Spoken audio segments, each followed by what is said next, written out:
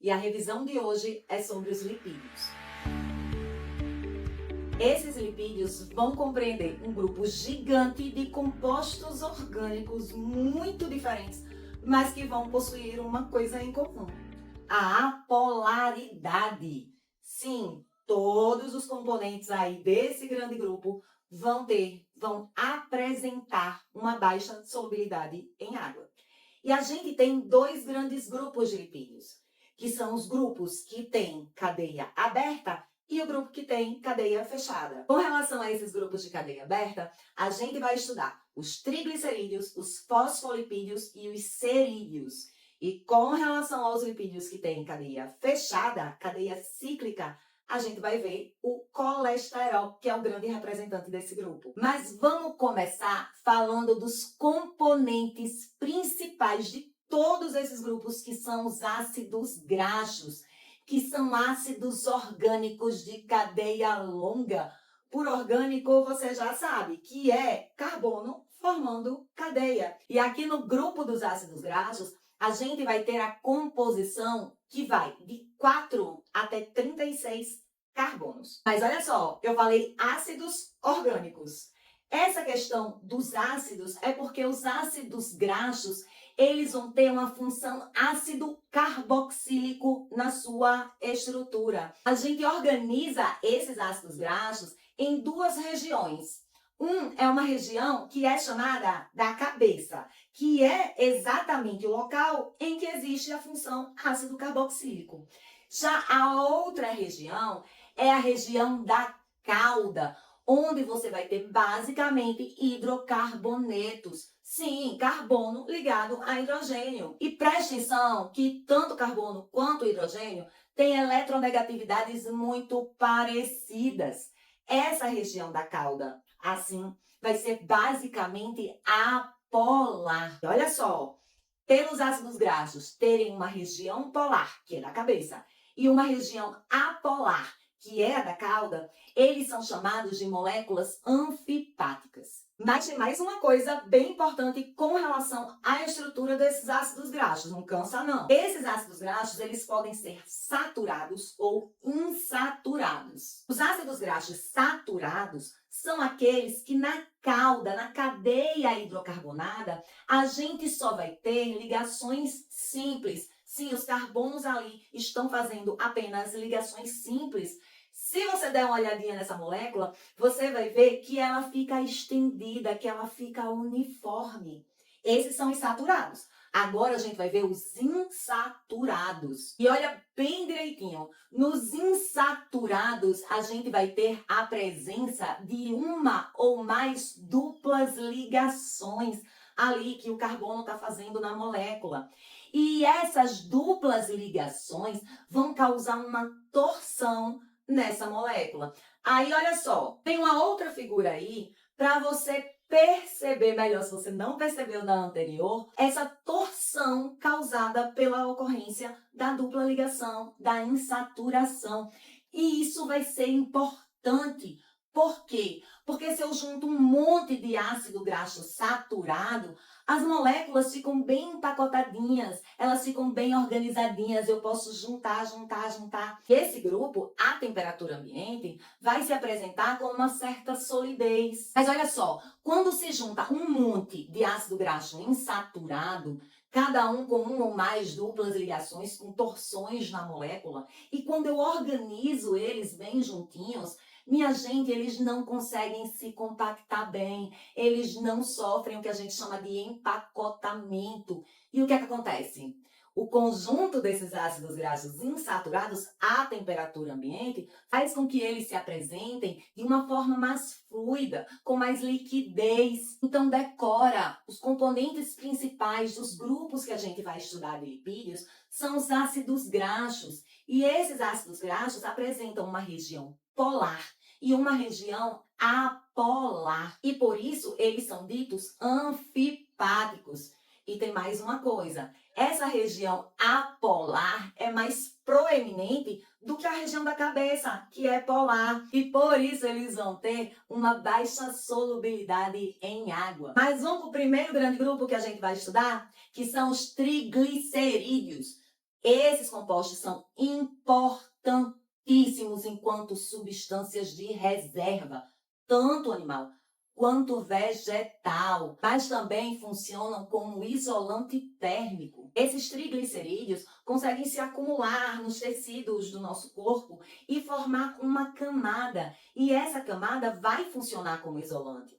Por exemplo, pessoas que têm uma camada mais grossa de triglicerídeos abaixo da pele, em dias muito quentes, vão sofrer mais com calor por conta dessa função de isolamento térmico. E com relação à sua função de armazenamento de energia, esses triglicerídeos fornecem 2 vezes mais energia que a mesma quantidade de carboidratos e proteínas. Mas vamos dar uma olhada na estrutura desses triglicerídeos?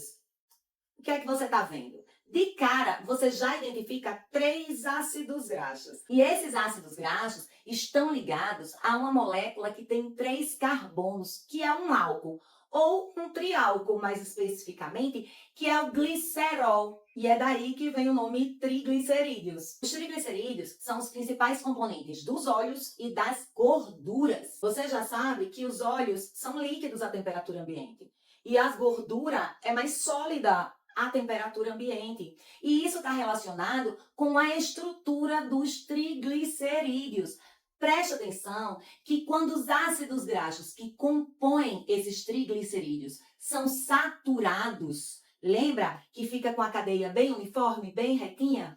Eu consigo compactar, eu consigo empacotar esses triglicerídeos e eles ficam muito bem organizados à temperatura ambiente e formam o que a gente chama de gordura, que são mais sólidos. Já quando eu tenho triglicerídeos que possuem muitos ácidos graxos insaturados na sua estrutura, lembra que as insaturações causam torções nessas moléculas? Pronto!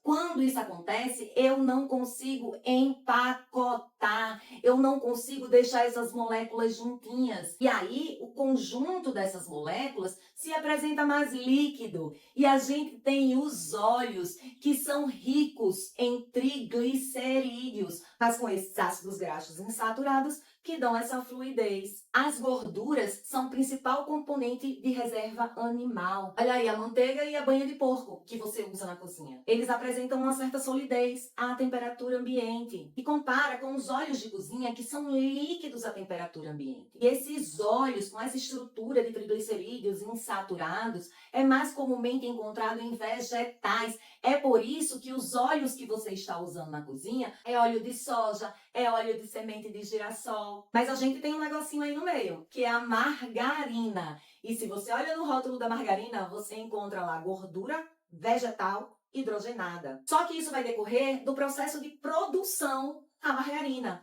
já que nesse processo eles hidrogenam os óleos vegetais, fazendo com que a temperatura ambiente eles fiquem sólidos. Nesse processo são retiradas as insaturações. Então, olha, tu tem um derivado vegetal que está sólido à temperatura ambiente por causa de um processo de fabricação. Agora, dá uma respirada funda para a gente finalizar os próximos grupos. Já deu? Pronto. Entramos agora nos cerídeos. Esses cerídeos são estruturas muito grandes que vão conter ainda um ácido graxo de cadeia longa. Dá uma olhada nessa estrutura. São 15 carbonos para um lado, 31 carbonos para o outro e uma estrutura, minha gente, muito apolar. Eles são praticamente insolúveis em água e daí as suas funções de impermeabilização e proteção. Vamos aqui para 2 exemplos de cerídeos. O cerume ou a cera que você tem aí no seu ouvido. Essa cera funciona como uma barreira contra a entrada de água, de poeira, de micro-organismos. E é por isso que a gente só retira o excesso, porque é importante a presença da cera ali. E além disso, a gente vai ter a cera presente ali nas plantas, formando uma cutícula nas suas folhas. Essa cera ali tem a função de barreira, tem a função de impermeabilizar, para evitar que as plantas percam muita água. E aí, vamos finalizar o grupo dos lipídios que tem cadeia aberta? A gente finaliza com os fosfolipídios. E esse é um grupo importantíssimo. Vamos logo para a estrutura. Vamos conferir a organização dos fosfolipídios. Dá uma olhadinha. De cara, você já identifica 2 ácidos graxos. E a gente vai chamar essa região que estão os ácidos graxos de cauda dos fosfolipídios. Se a gente tem a cauda, a gente vai ter uma outra região. E essa região vai ser a cabeça. Essa cabeça vai ser formada por um glicerol, que você já viu lá nos triglicerídeos. Esse glicerol é uma estrutura que tem 3 pontes, tem 3 carbonos. Em 2 pontes dessa, você vai ter esses 2 ácidos graxos. O legal é na terceira. Olha o nome do grupo, fosfolipídios. Nessa terceira ponta, você tem um grupo fosfato. Olha que lindo! Essa região da cabeça é uma região polar, porque você tem um grupamento fosfato ali cheio de oxigênio que é extremamente eletronegativo. Enquanto a região da cauda é uma região apolar. E onde estão esses fosfolipídios para serem tão importantes? Essa galerinha, esse grupo, vai compor a membrana plasmática das células. Sim, todas as células têm a membrana plasmática que está delimitando a célula. Dá uma olhadinha nessa estrutura da membrana plasmática. Ela é formada por 2 camadas de fosfolipídios. Sim, a membrana plasmática ela é uma bicamada fosfolipídica. Mas prestar um pouquinho mais de atenção e ver como esses lipídios são organizados. Olha que as cabeças desses fosfolipídios estão virados tanto para fora quanto para dentro da célula. Por quê?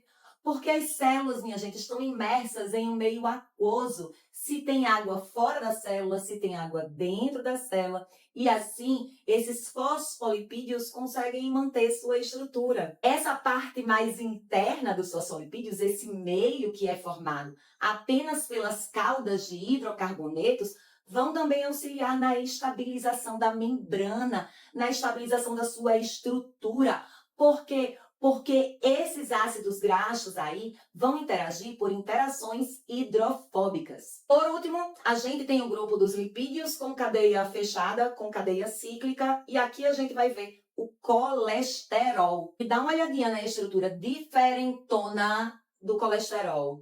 A gente tem aí uma estrutura complexa, formada por 4 anéis que estão ligados a um ácido graxo. Minha gente, o colesterol vai ter funções diversas no nosso corpo e vai ser importantíssimo para o bom funcionamento dele. O colesterol está envolvido na síntese de hormônios como estrogênio, testosterona, está envolvido na produção de vitamina D. Esse colesterol também vai entrar na composição dos transportadores de gordura como HDL, LDL. E por último, e não menos importante, eles entram também na composição da membrana plasmática. Sim, o colesterol também está lá na composição da membrana plasmática e é a presença dele que está conferindo fluidez à membrana. E tem mais uma coisa, o colesterol é encontrado apenas em animais e seu consumo controlado é importante. Haja visto essa danação de função que a gente acabou de ver. Então, decora, os ácidos graxos são os principais componentes dos grupos de lipídios que a gente viu. A gente viu o grupo dos triglicerídeos, os principais componentes dos óleos e das gorduras,